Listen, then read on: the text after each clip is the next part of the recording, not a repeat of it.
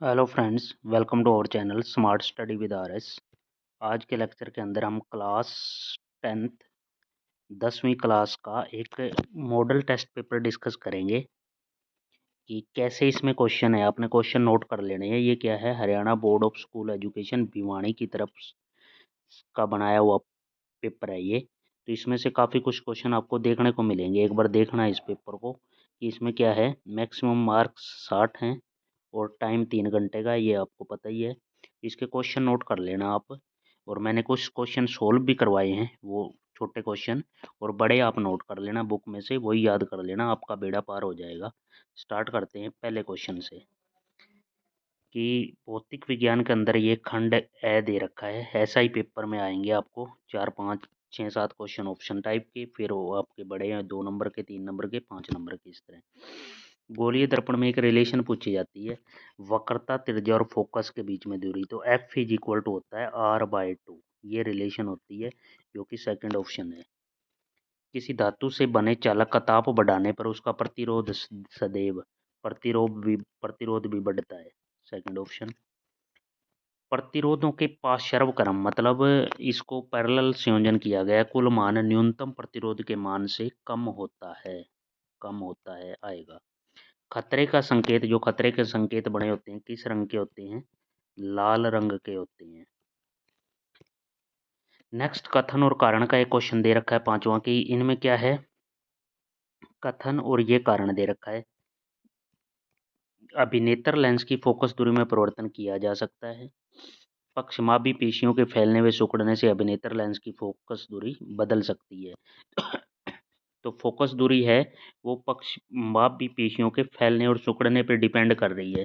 तो ए और आर दोनों सत्य हैं, और आर ए की सही व्याख्या भी कर रहा है कि फोकस दूरी किससे परिवर्तन होती है, पक्षमापी पेशियों के फैलने या सिकुड़ने से। तो सेकंड फर्स्ट ऑप्शन हो जाएगा यहाँ पे राइट। उसके बाद है मानव नेत्र के दूर बिंदु और निकट बिंदु से आप क्या समझते हैं। मानव नेत्र जितनी भी स्पष्ट दूरी से जितना भी दूर देख सकता है, उसकी तो कोई लिमिट होती नहीं है, वो तो है अनंत पॉइंट दूर तो। लेकिन नज़दीक क्या है, निकट बिंदु क्या होता है कि जितनी मिनिमम डिस्टेंस जिस तक वो साफ सही तरीके से देख सके। आँख और अक्षर के बीच में डिस्टेंस कितनी होनी चाहिए, डिसाइड कर रखी है 25 सेंटीमीटर मिनिमम डिस्टेंस है। निकट बिंदु 25 सेंटीमीटर, और दूर बिंदु है वो अनंत है, कितना भी हो सकता है, इनफाइनाइट। नेक्स्ट क्वेश्चन पूछा गया है, विद्युत शक्ति क्या है। बहुत पेपरों में क्वेश्चन पूछा गया है विद्युत शक्ति क्या है। पावर का क्वेश्चन पूछा गया है, पावर से, और इसका सूत्र और वो भी पूछा गया है। एसआई मात्रक, एसआई मात्रक तो क्या होता है, वाट होता है। पावर अपने बल्ब में लिखा हुआ होता है ना, 0.5 वाट, 9 वोल्ट, 100 वोल्ट, इस तरह। 100 वाट का या 9 वोल्ट के चले हुए हैं। एलईडी बल्ब 9 वोल्ट का होता है। छोटे लें तो 0.5 वाट तक से स्टार्ट हो जाता है। तो ऐसे ही ये इसकी बहुत वो होता है, मात्रक होता है। फॉर्मूला इसका क्या होता है, फॉर्मूला लिख देता हूँ। फॉर्मूला होता है P=VI भी होता है इसका फॉर्मूला पावर का, या ओम्स लॉ है V=IR। इससे चेंज कर लेना इस फॉर्मूले को, और नए फॉर्मूले बन जाएंगे। किसी विद्युत बल्ब, अथवा में पूछा गया है, ये क्वेश्चन भी कर लेना कि किसी विद्युत बल्ब के तंतु में 0.5 एम्पियर की विद्युत धारा है। आई की वैल्यू 0.5 है। उसके बाद 5 मिनट का टाइम है। टाइम कितना है, 5 मिनट का। इसको सेकंड में बनाएंगे 60, यानी कि 300 सेकंड दे रखा है टाइम। प्रवाहित विद्युत परिपथ में प्रवाहित विद्युत आवेश का परिमाप ज्ञात कीजिए। आवेश बताना है, आवेश क्या होता है, क्यों। या यहाँ से हम अगर रिलेशन ढूंढें तो I is equal to, current क्या होता है, आई I is equal to Q/T होता है। तो यहाँ से आपका निकल जाएगा, जो भी आवेश होगा तो आवेश क्या हो जाएगा, I × T। तो ये फॉर्मूला पुट कर देना। नेक्स्ट एक पूछा गया कि विद्युत धारा के तापीय प्रभाव, विद्युत धारा के तापीय प्रभाव से आप क्या समझते हैं। विद्युत धारा के तापीय प्रभाव के कुछ अनुप्रयोग भी लिखने हैं, ये क्वेश्चन पूछा गया है। उसके बाद विद्युत ऊर्जा का क्वेश्चन पूछा गया कि व्यापारिक और एसआई मात्रक क्या है। इसका भाई जूल होता है वैसे तो, विद्युत ऊर्जा का जूल, जे से लिखते हैं इसको। वैसे एक रिलेशन भी पूछी जाती है, किलो वाट आवर। व्यवहारिक है ना, किलो वाट आवर, ये होता है 3.6 इंटू 10⁶ जूल, इसके बराबर होता है 1 किलोवाट आवर। उसके बाद है दो बिंदुएं दो चुंबकीय क्षेत्र रेखाएं एक दूसरे को प्रतिच्छेद क्यों नहीं करती? क्योंकि उनके अंदर जो लाइन होती हैं वो पैरेलल होती हैं, एक दूसरे को प्रतिच्छेद नहीं करती, बराबर डिस्टेंस पे उनका परिपथ बनता है। घरेलू विद्युत परिपथों में अति भारण के बचाव के लिए, यानी कि ओवरलोडिंग हो जाती है कई बार, तो उसको बचाने के लिए हमें क्या करना है, क्या सावधानियां बरतनी चाहिए, उसका पूछा गया है यहाँ पे क्वेश्चन 2 नंबर में। नेक्स्ट हमारे पास कारण बताइए कि क्षण चुंबक में चुंबक के भीतर एक समान चुंबकीय क्षेत्र होता है, क्योंकि लाइन सूत्र का उनका जो होता है वो पैरेलल लाइन होती हैं, सभी में बराबर डिस्टेंस दूरी होती है, तो चुंबकीय क्षेत्र भी समान ही रहता है उसका। उसके बाद है क्षण चुंबक के बाहर चुंबकीय क्षेत्र असमान होता है। इसके कारण लिखने हैं, जब बाहर चुंबकीय क्षेत्र के बाहर तो असमान होता है, जबकि चुंबकीय क्षेत्र के अंदर क्षण चुंबक का क्षेत्र है जो समान रहता है। चुंबकीय क्षेत्र की आपेक्षित प्रबलता अधिकतम कहाँ होती है? अधिकतम होती है ध्रुवों पर। ध्रुवों पर चुंबकीय क्षेत्र का है वो सबसे ज़्यादा पावर समझ लो ज़्यादा होती है, नॉर्थ साउथ पोल है तो चुंबक के ध्रुवों पर ज़्यादा होती है प्रबलता। गोलीय दर्पणों द्वारा परावर्तन के लिए प्रयुक्त नई चिन्ह प्रपाटी पर व्याख्या कीजिए। चिन्ह प्रपाटी बहुत बार पूछी गई है भाई, कई पेपरों में चिन्ह प्रपाटी पूछी गई है कि जैसे हम एक ऑब्जेक्ट रखते हैं तो उन ये चिन्ह property positive negative plus minus की बात कर रहा है, वो हमने एक डायग्राम से बताना है कि लेफ्ट में रखेंगे तो कैसा बनेगा, राइट में रखने पे कैसा। तो चिन्ह प्रॉपर्टी का क्वेश्चन आएगा भी आपके पेपर में। या फिर आपने ये करो कि उत्तल दर्पण द्वारा बने प्रतिबिंब की एक किरण आरेख खींचिए। उत्तल दर्पण के पूछे गए हैं कौन से, एक तो वस्तु अनंत पर हो और वस्तु अनंत और दर्पण के ध्रुवों पर हो। देखो अवतल दर्पण में तो वास्तविक और वो बनते हैं, लेकिन उत्तल दर्पण में बनते हैं आभासी। तो आपकी इसके रेखीय वो बनाना है, आरेख खींचना है, इसका आरेख बनाने हैं। नेक्स्ट हमारे पास है खंड ब जो रसायन विज्ञान का, इनमें से कौन सा लवण नहीं है, ये क्वेश्चन पूछा गया है। कौन सा लवण नहीं है, तो सिरका इसके अंदर लवण नहीं है, सी ऑप्शन हो जाएगा। हड्डियों को जोड़ने के लिए निम्नलिखित में से किस पदार्थ का प्रयोग किया जाता है, तो plaster of Paris option B. खिलौने व सजावटी जो भी हम बनाते हैं वो किसके बने होते हैं, तो वो प्लास्टर ऑफ पेरिस होता है। इसमें भी क्या आ जाएगा, प्लास्टर ऑफ पेरिस के जो है हमारे सजावट सामान तैयार होते हैं, इसमें भी यही आ जाएगा। उसके बाद ऐसी दो धातुओं के नाम बताए जो स्वतंत्र अवस्था में पाई जाती हैं, तो हमारा क्या हो गया, चांदी हो गया, सोना हो गया या प्लेटिनियम हो गया, ये स्वतंत्र मुक्त अवस्था में पाए जाते हैं। ऑप्शन नंबर 14 का ये आंसर हो जाएगा, 14 का, क्योंकि ये 1 नंबर का ही क्वेश्चन था। उसके बाद 15वां नंबर ये हमारा कथन और कारण का फिर से आ गया। इसमें ये एक कथन दे रखा है और फिर कारण। कॉपर सल्फेट विलयन में लोहे की कील डालने पर इसका रंग परिवर्तित हो जाता है। कॉपर सल्फेट विलयन व लोहे के बीच विस्थापन विक्रिया होती है, तो दोनों बात सही है और आर ए की सही व्याख्या करता है, option A will be right. ऊष्माक्षेपीय अभिक्रिया क्या है जिसमें ऊष्मा बाहर निकलती है, उसका उदाहरण भी बताना है, ये क्वेश्चन पूछा गया है। पीएच परिवर्तन कैसे दंतकस्य मतलब दांतों को खराब कर देता है, तो जो हमारी पीएच वैल्यू होती है वो 5.5 से अगर कम हो जाती है तो हमारे दांतों को नुकसान होगा।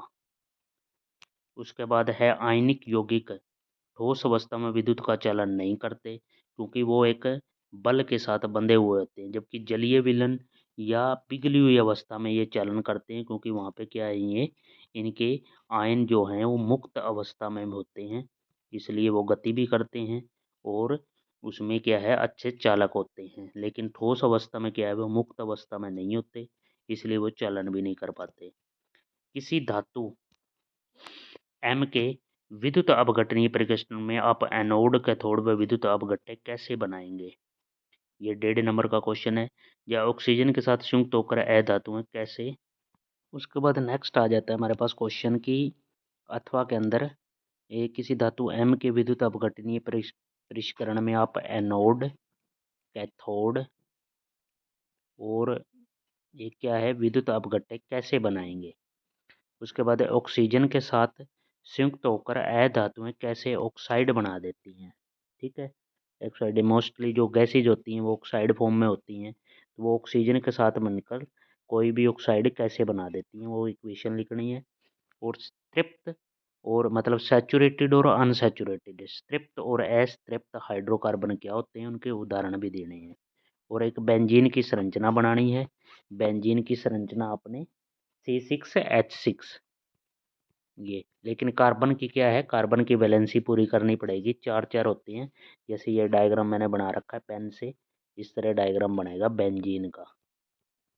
ठीक है भाई, उसके बाद नेक्स्ट क्वेश्चन हमारे पास आ जाता है एक उदाहरण द्वारा यहाँ पे एस्ट्रीकरण अभिक्रिया पूछी गई है, ये इम्पोर्टेंट भी है, आपने जरूर करनी है इसको। उसके बाद इन यौगिकों के नाम, हर पेपर में इन्हीं यौगिकों के नाम ही पूछ रहा है भाई।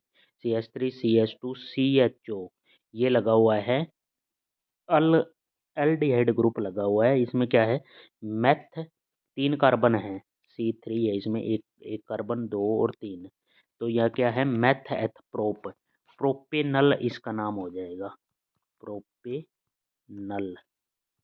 उसके बाद ये है, ये ग्रुप देखो बीच में, ये कौन सा है, कीटोन ग्रुप बोलते हैं इसको, कीटोन ग्रुप। तो ये यहाँ पे ये क्या है, कार्बन यहाँ पे भी 3 है, तो मेथ एथ प्रोप, तो यहाँ पे इसका नाम हो जाएगा प्रोपेनोन। ठीक है, उसके बाद नेक्स्ट हमारे पास है ये, एक तो ब्रोमीन ग्रुप लगा हुआ है यहाँ पे, और उसके बाद क्या है, कार्बन कितने हैं, 1 2 और 3, 3 कार्बन है, तो ब्रोमीन है पहले नंबर पे ही है, यहाँ से नंबरिंग कर दी 1 2 3 4 ऐसे, तो पहले ही नंबर पे है, तो एक ब्रोमीन के नाम का ब्रोमोप्रोपेन, ये तो सिंपल हो गया ना, एल्केन ग्रुप लगा हुआ है बस, 1 ब्रोमोप्रोपेन, ये नाम हो गया। उसके बाद जीव विज्ञान के अंदर पूछा गया है भाई द्वितीय उपभोक्ता कौन से पोषी स्तर पर आते हैं, तो तृतीय, थर्ड स्टेज पे आते हैं, तो तृतीय हो जाएगा। शुक्राणुओं का उत्पादन कौन करता है, तो इनमें से कोई नहीं, क्योंकि वो कहाँ पे होता है, शुक्राणुओं का वृषण के अंदर निर्माण होता है। किसी परितंत्र में जुड़ी खाद्य श्रृंखला के जाल को क्या कहते हैं, खाद्य जाल, सिंपल नाम हो गया भाई,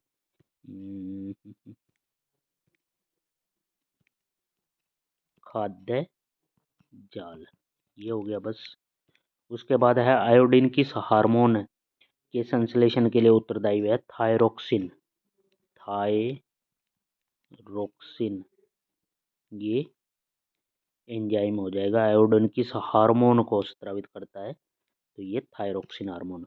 उसके बाद कथन और कारण वाला क्वेश्चन, एक कथन दे रखा होगा और कारण, हरे पौधों में स्वपोषी पशु यानी कि पौधे अपना भोजन खुद बनाते हैं। ठीक है, हरे पौधे अकार्बनिक पदार्थों से अपना भोजन समय बना लेते हैं, ठीक बात है, दोनों सही बात है, पहला ऑप्शन हो जाएगा। उसके बाद है मस्तिष्क और मेरुरज्जु कैसे रक्षित होते हैं, कैसे सुरक्षा मिलती है मस्तिष्क को भी और मेरुरज्जु को, ये क्वेश्चन पूछा गया है। उसके बाद क्वेश्चन पूछा गया है अलैंगिक जनन की अपेक्षा लैंगिक जनन के लाभ क्या हैं, मादा जनन तंत्र का चित्र बना पूछा गया है इसके अंदर। उसके बाद नेक्स्ट छोटा क्वेश्चन जो है मैं करवा देता हूँ, द्विसंकरणीय क्रॉस की F2PD में लक्षण प्रारूप अनुपात क्या होता है, वो अनुपात होता है 9:3:3:1, ये F2 की जो है द्विसंकरण क्रॉस पीडी है, वो ऐसे होगा 9:3:3:1। नेक्स्ट क्वेश्चन आ जाता है हमारे पास कि लिंग गुणसूत्रों और अलिंग गुणसूत्रों के बीच में अंतर बताइए, या तो ये, या फिर शिशु का प्रत्येक लक्षण माता पिता के DNA से प्रभावित होता है, DNA से प्रभावित होता है भाई। ठीक है, उसके बाद मानव मादा को समयुग्मी तथा मानव नर को विषमयुग्मी क्यों कहा जाता है, क्योंकि समयुग्मी है, मादा में XX गुणसूत्र हैं, नर के अंदर XY गुणसूत्र हैं, अलग अलग हैं इसमें गुणसूत्रों के, तो यहाँ पे ये आंसर हो जाएगा। उसके बाद है लसिका और व रुधिर में क्या अंतर है, लसिका और रुधिर में अंतर पूछा गया है। हमारे शरीर में हीमोग्लोबिन की कमी के क्या परिणाम हो सकते हैं, HB की कमी से क्या हो सकता है।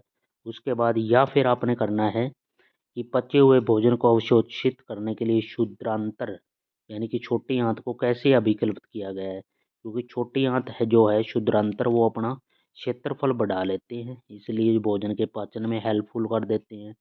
और बी में है कि मानव में वहन तंत्र के घटक कौन से हैं और इनके कार्य भी लिखने हैं, यानी कि मानव शरीर को चलाने के लिए उसमें वहन करने के लिए अलग अलग तंत्र काम करते हैं।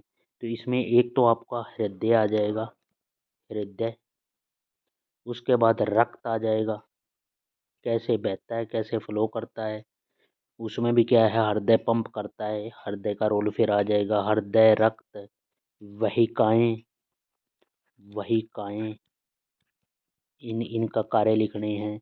उसके बाद लिम्फ, फेफड़े, लिम्फ, ये चीजें हैं जो लिम्फ, हृदय, रक्त, वाहिकाएं, ये मानव में वहन तंत्र के घटक हैं। इनके कार्य भी लिखने हैं आपको, दो दो लाइन में आपको आगे कार्य भी लिखने हैं। ये 2 नंबर का क्वेश्चन। तो ऐसे आपका कंप्लीट हो गया भाई ये पूरा पेपर, जो एक सैम्पल पेपर या मॉडल टेस्ट पेपर बोर्ड की तरफ से बनाया हुआ है। ये क्वेश्चन कर लेना, आपका बेड़ा पार हो जाएगा।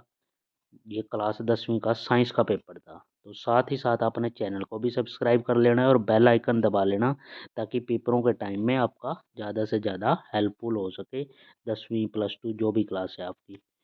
तो thank you for watching this video. Have a nice day.